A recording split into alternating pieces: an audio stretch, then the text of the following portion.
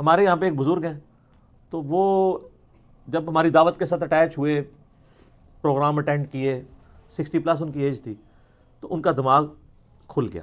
پہلے وہ اتنے کٹر دیوبندی تھے کہ ان کی دکان کے بالکل ساتھ اہل حدیث کی مسجد تھی، لیکن انہوں نے پوری زندگی کبھی ادھر نماز نہیں پڑھی تھی، اور نمازی پکے. اذان ہوتی تھی، وہاں سے اتنی دور موٹر بائک چلا کے اپنی دیوبندیوں کی مسجد میں نماز پڑھ کے واپس آتے تھے.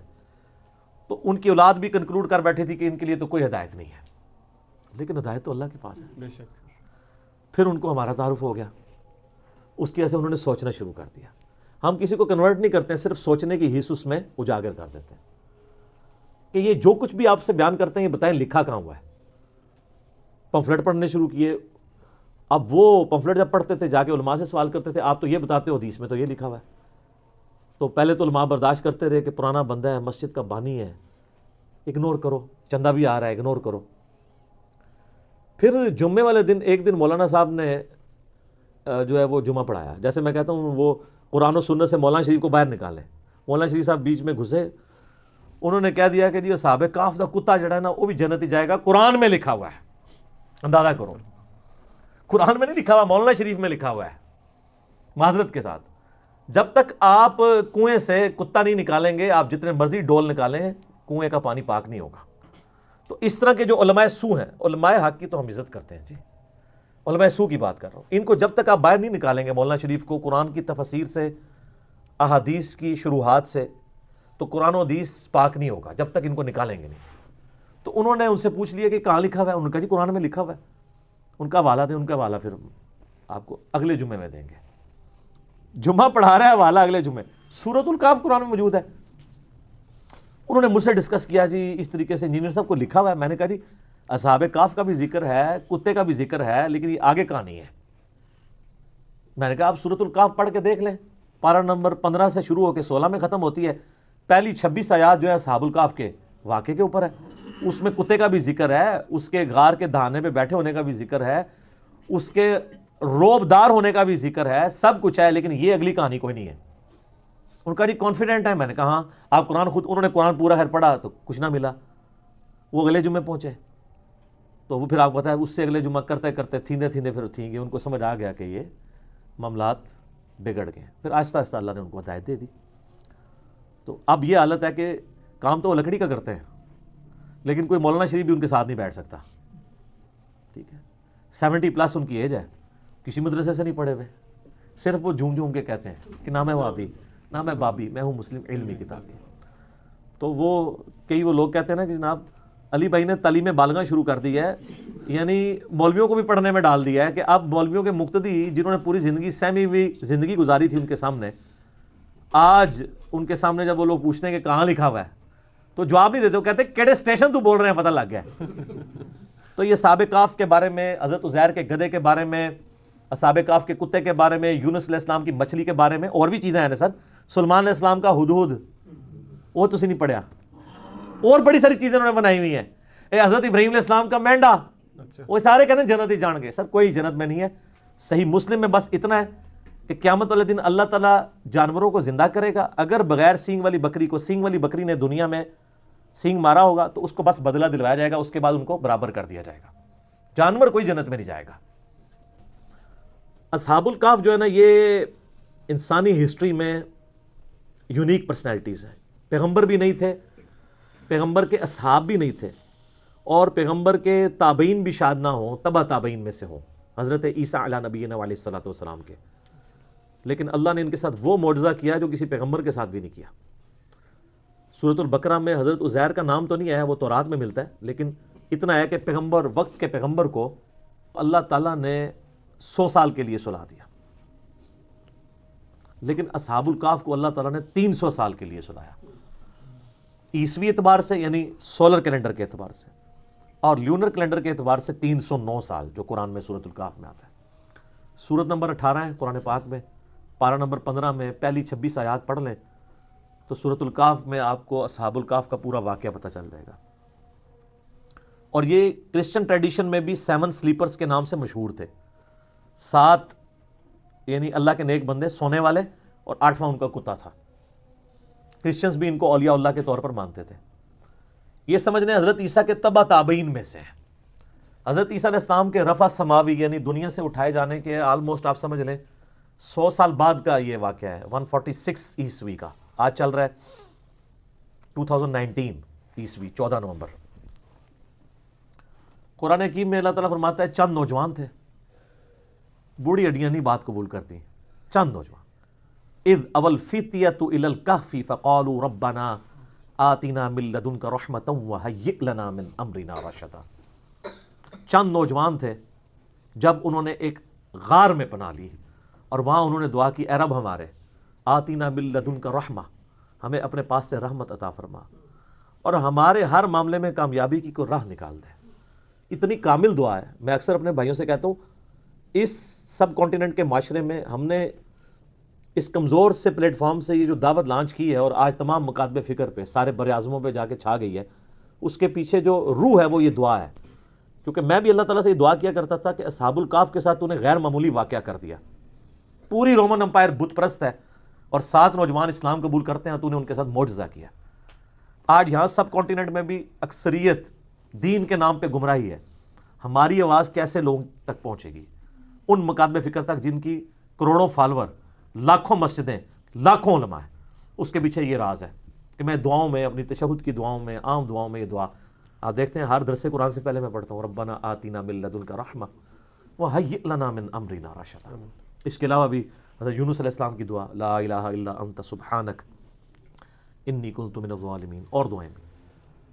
تو یہ اصحاب الکہف چند نوجوان تھے، توحید کی دعوت انہوں نے قبول کی. بادشاہ کے دربار میں کھڑے ہو کے انہوں نے اعلان کیا کہ ہم تیری عبادت نہیں کریں گے، کیونکہ رومن امپائر میں اس وقت بت پرستی تھی اور اس ایمپرر کو خدا مانا جاتا تھا. انہوں نے کہا تو بھی ہماری طرح کا انسان ہے، اپنے آپ کو نیند سے، کھانے پینے سے آزاد نہیں کر سکتا، ہم تیری عبادت کیوں کریں؟ ہم اس رب کی بات کریں گے جس نے زمین و آسمان کو پیدا کیا. پھر پرسیکیوشن شروع ہوگی. اچھا ہے یہ ایلیٹ کلاس سے تھے، شاہی فیملی سے تعلق رکھنے والے، یعنی یہ لوگ تھے. پھر ان کے دل میں اللہ نے یہ بات ڈال دی کہ پہاڑ میں جا کے پناہ لیتے ہیں تاکہ ہم ان کے ظلم و ستم سے بچ سکیں. تو یہ ایک پہاڑ پہ چلے گئے، ایک غار میں. یہ پورا واقعہ قرآن پاک میں آیا ہے. پھر اللہ فرماتا ہے انہوں نے غار میں پناہ لی اور اللہ تعالیٰ فرماتا ہے ان کو ہم نے وہاں پہ تھپکی دے کے سلا دیا. ہائے ہائے ہائے، اللہ نے کہا میں نے تھپکی دی، ان کے کانوں پہ تھپکی دی، سو گئے. اچھا یہ جو آیات ہے نا، جس کو رات کو نیند نہ آتی ہے وہ لوگوں کا تجربہ ہے. یہ والی آیات رات کو پڑھ کے سوئیں نا، تھپکی والی تو نیند آ جاتی ہے. ظاہر تجربے سے ہے نا. کئی صحابہ کرام نے قرآن میں کئی وظائف ڈسکور کیے ہیں. میرا مسلم شریف میں حدیث بھی ہے کہ نبی علیہ السلام نے فرمایا زمانہ جاہلیت کے بھی اگر ہیں اس طریقے کے دم مجھ پہ پیش کرو، اگر شرک نہیں تو کرتے رہو. تو اس سے تو بدرجہ اولا قرآن میں سے کسی نے کوئی چیز ڈسکور کر لی، ٹھیک ہے. تو اللہ تعالیٰ فرماتا ہے ہم ان کی کروٹیں بھی بدلا دیتے تھے، بیڈ سول نہ ان کو ہو جائے. کروٹ بھی اللہ خود بدلاتا تھا. ظاہر ہے ایک جگہ لیٹے رہیں گے تو، حالانکہ یہ بھی معجزہ ہو سکتا تھا کہ لیٹے رہیں اور کچھ بھی نہ ہو، لیکن فزیکل فنومینا بھی ساتھ ساتھ چل رہے ہیں.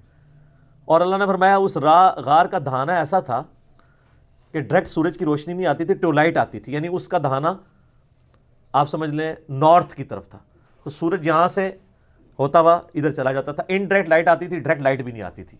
وہ سوئے رہے. اور اللہ تعالیٰ ماتا ہے 309 سال تک، یعنی لیونر کیلنڈر کے مطابق، اور سولر کیلنڈر کے مطابق 300 سال بنتے ہیں، وہ سوئے رہے. اور فرمایا ان کا ایک کتا ہے جو اس غار کے دہانے پر ہے اور اس کی اتنی ہیبت ہے کہ اگر کوئی یعنی غار کے دہانے پہ جائے بھی نا تو اس کتے سے وحشت کھا کے وہ بھاگ جائے. وہ حفاظت کے لیے اللہ تعالیٰ نے. اب وہ کتا بھی ایسا تھا کہ وہ ایک جگہ تھا، بس اس کو اللہ تعالیٰ نے ایسے ہی سلا دیا، لیکن اس کا روب ایسا تھا کہ کوئی اس غار کے قریب بھی نہیں جاتا تھا اگر کوئی بولا بھٹکا وہاں پہ پہنچ بھی جائے. ورنہ تو جب تک سارے غار نہ جج کیے جائیں پتہ نہیں چل سکتا. اور پھر کافروں نے یہ کیا کہ ان کے ناموں کی تختیاں لکھ کے ان کے اوپر سزا جو تھی، وہ ایک تختی رقیم اسے کہا جاتا ہے، اصحاب الرقیم بھی انہیں کہا جاتا ہے عربی میں. اس غار کا منہ بند کر کے وہاں پہ رکھ دی. اللہ تعالیٰ نے ان کو سلا دیا. وقت کے ساتھ ساتھ شکست و ریخ ہونا شروع ہوا، وہاں سے راستہ کھل گیا. اور اللہ کا کرنا یہ ہوا کہ اسی دوران رومن امپائر کا جو کانسٹنٹائن 2 تھا نا 337 عیسوی میں، اس نے مرتے مرتے عیسائیت قبول کر لی. اب عیسائیت قبول کرنے کا مطلب یہ تھا کہ پوری رعایا نے عیسائیت قبول کر لی، پوری رومن امپائر کرسچن ہو گئی. اس وقت مسلمان یعنی حضرت عیسیٰ علیہ السلام کے اٹھائے جانے کے 300 سال کے بعد، ورنہ ان 300 سالوں میں عیسائیوں نے بڑے ظلم اٹھائے ہیں ان بت پرستوں کے ہاتھ، وہ تو ایک پوری داستان ہے۔ تو اب وہ جب اٹھے تو وہ آپس میں کلام کرنے شروع ہو گئے کہ ہم کتنی دیر سوئے ہیں، دن یا دن کا کچھ حصہ، ان کو آئیڈیا نہیں ہوا، کیونکہ علم غیب نہیں تھا اس زمانے میں ہوتا ان کو پتہ، حضرت عزیر علیہ السلام کو نہیں پتا چلا میں 100 سال سویا رہا ہوں، ٹھیک ہے۔ تو اللہ تعالیٰ نے ان کو سلا دیا۔ اب اٹھے تو انہوں نے خیر آپس میں کیا، پھر انہوں نے کہا چلے ایک بندے کو بھیجتے ہیں۔ اب جیسے اچھا 300 سال بھوک نہیں لگی، اٹھے تو بھوک لگ گئی، تقاضے شروع، وہ معجزانہ طور پہ سوئے ہوئے تھے، تو انہوں نے وہ اشرفیاں دے کے ایک بندے کو بھیجا اور کہا دیکھنا کوئی پاکیزہ مال لے کے آنا ہے، کوئی ہم تو حرام کا کوئی مال نہیں کھائیں گے۔ شریعت ساتھ ساتھ چل رہی ہے اور وہ یہ سمجھ رہے ہیں کہ بادشاہ کا دور ہے، چھپ چھپا کے، ان کو تو پتہ ہی نہیں ہے کہ سر 300 سال گزر چکے ہیں اور رومن امپائر جو ہے وہ ان کا دین وہی ہے جو ان کا دین ہو چکا ہے۔ اب وہاں جب پہنچے تو وہاں انہوں نے حالات بدلے ہوئے دیکھے، کسی دکان سے وہ خریداری کرنے لگے تو وہ جب اس نے پرانے زمانے کے سکے دیکھے، اس نے کہا لگتا ہے کہ اس بندے کے ہاتھ کو خزانہ لگ گیا، شور مچ گیا، اس کو پکڑ کے لے گئے۔ تو آہستہ آہستہ پھر ان کی حقیقت کھل گئی کہ یار یہ تو وہ لوگ ہیں، پتہ تھا ان کو کہ اس طرح 7 سلیپر کسی غار میں سوئے ہوئے ہیں، تو وہ تو پھر وہاں کے اولیاء اللہ ڈکلیئر ہو گئے۔ پھر اللہ تعالیٰ نے فرمایا کہ اس واقعے کے ذریعے ہم نے ان لوگوں کا ایمان بھی مضبوط کیا کہ اللہ تعالیٰ مرنے کے بعد زندہ کر سکتا ہے، کیونکہ اس حوالے سے کوسچن شروع ہو گئے تھے، اللہ تعالیٰ مردوں کو کیسے اٹھائے گا۔ یہ بہت بڑا معجزہ تھا کہ 300 سال بعد اللہ تعالیٰ نے ان کو اٹھا لیا۔ اس کے بعد پھر صرف اتنا ہی ملتا ہے کہ لوگوں نے یعنی ارادہ کیے، بعض لوگوں نے کہا کہ اس پہ ہم مسجد بنائیں گے، یہ کریں گے، بعض نے کہا یہ کریں گے، بہرحال ان کی غالب اکثریت انہی کی تھی جنہوں نے اس پہ مسجد بنا لی، جس سے وہ مزارات پہ مسجد کا ثبوت بھی لیتے ہیں، اور اس پہ میں نے کلپ ریکارڈ کرا کے اس کا جواب بھی دیا۔ آج میں اس مزے کو تیکھا نہیں کرنا چاہتا، اس ٹاپک کو میں چھوڑتا ہوں۔ بال پھر انہوں نے کہا دعا کی، قرآن میں تو بس اتنا ہی ملتا ہے، اور اللہ تعالیٰ نے ان کی پھر وہاں سے روح نکال لی، فوت ہو گئے۔ لیکن وہ کرسچن ٹریڈیشن میں اولیاء اللہ کے طور پہ مشہور، ابھی بھی آپ دیکھیں قرآن کے تاریخی مقامات پہ لوگوں نے ویڈیوز بنائی ہوئی ہیں، وہ کبھی کسی غار کو ڈکلیئر کرتے ہیں، وہ اب کسی کو نہیں پتا وہ کون سا غار ہے۔ بعض لوگوں نے تو ان کی ہڈیاں بھی نکالی ہوئی ہیں کہ یہ جی ان کی ہڈیاں ہیں، وہ اللہ کو پتہ ہے کدھر ہے۔ یہ اللہ تعالیٰ کی طرف سے بہت بڑا معجزہ ہوا ان کے لیے، توحید والے تھے۔ لیکن اللہ تعالیٰ نے اس قصے کو بڑا لائٹلی بیان کیا ہے۔ اس حوالے سے اللہ نے کہا ام حسبت ان اصحاب الکہف والرقیم کانوا من آیاتنا عجبا، کیا تم یہ گمان کرتے ہو کہ یہ جو اصحاب کہف اور اصحاب رقیم تھے یہ ہماری قدرت کی کوئی عجیب نشانی ہے؟ کوئی عجیب نہیں ہے، اللہ تو اس سے بڑے بڑے کام کر رہا ہے۔ ہائے ہائے ہائے سر، اسی لیے میں کہتا ہوں کائنات میں ہونے والی ہر چیز معجزہ ہے، لیکن ہم ان معجزوں کے عادی ہو چکے ہیں۔ سر انڈے سے چوزا نکلنا یہ اصحاب کہف کے 300 سال بعد اٹھنے سے بڑا معجزہ ہے۔ انڈے میں دور دور تک ہمیں کوئی چیز نظر نہیں آتی کہ اس سے اتنا خوبصورت چوزا نکلے، اس کی اتنی ایروفائل پیاری سٹرکچر ہو پروں کی، اس کے اندر گردہ ہو، دل ہو۔ یہ تو پھر میرا فیوریٹ ٹاپک ہے، گھنٹوں لگ جائیں گے، لیکن ہم اس معجزے کے عادی ہیں۔ ایک بے قدر بیج کا 6 ارب گنا بڑا درخت بن جانا یہ اصحاب کہف کے معجزے سے بڑا معجزہ ہے۔ یہ ہم سارے آبزرو کر رہے ہیں معجزات، لیکن ہم عادی ہو چکے ہیں۔ تو اللہ تعالیٰ نے اس کو ڈینائی کیا، اللہ نے کہا تم کیا سمجھتے ہو یہ بہت بڑا معجزہ ہے، تم نے یہ گمان کیا؟ ام حسبت ان اصحاب الکہف والرقیم کانوا من آیاتنا عجبا، کیا تم یہ گمان کرتے ہو یہ بڑی عجیب یعنی معجزات میں سے؟ اللہ تعالیٰ اس سے بڑے بڑے معجزات کر رہا ہے، ہر چیز اس کے قبضے قدرت میں۔